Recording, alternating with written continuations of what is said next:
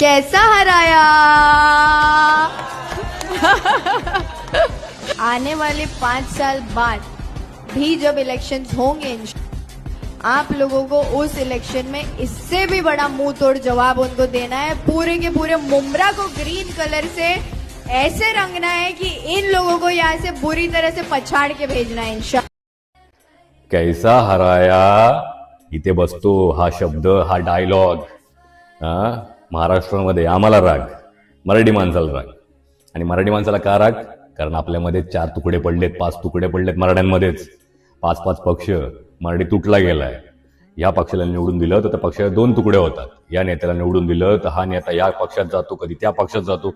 अरे आम्ही रखडतो ना रे, आम्ही काय करायचं? आमचे वांदे होतात ना कार्यकर्त्यांचे, तर आम्ही कोणाला सांगायचं आमचं दुःख?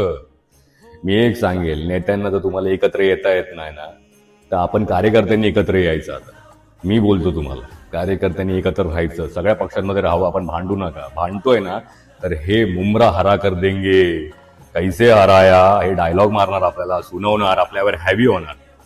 आपल्या मराठी लोकांना कोण हरवू शकत नाही. इतिहासात पण आपली नावं आहेत ना. त्यांना गलतफहमी बसली आहे, पण असं जर आपण करत राहिलो ना, आपल्याला असे 10 तुकडे होत राहिले ना, तर आपल्यावर नक्कीच हॅवी होते. हॅवी होऊन नाही द्यायचं, लक्षात ठेवा. आणि नेता असा बना ना कोणीतरी की भाई तो सगळ्या पक्षांना एकत्र घेऊन एक हिंदवी स्वराज्य बनवेल रे.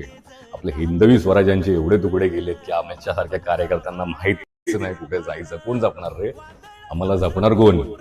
कन्फ्यूज झालो आम्ही. इथे जाऊ तिथे जाऊ, या नेत्यावर प्रेम केलं, या नेत्याला वोट दिला तर हा तिकडं जातोय, कधी हा इकडं जातोय. आम्ही कोणाला जपायचं, काय करायचं, काय कळत नाही.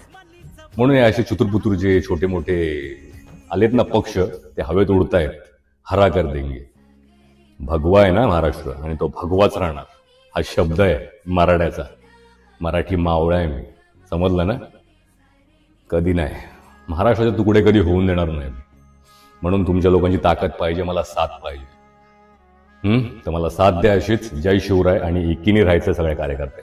कुठच्याही पक्षासाठी काम करा, पण एकीनेच राहायचं आहे आपल्याला.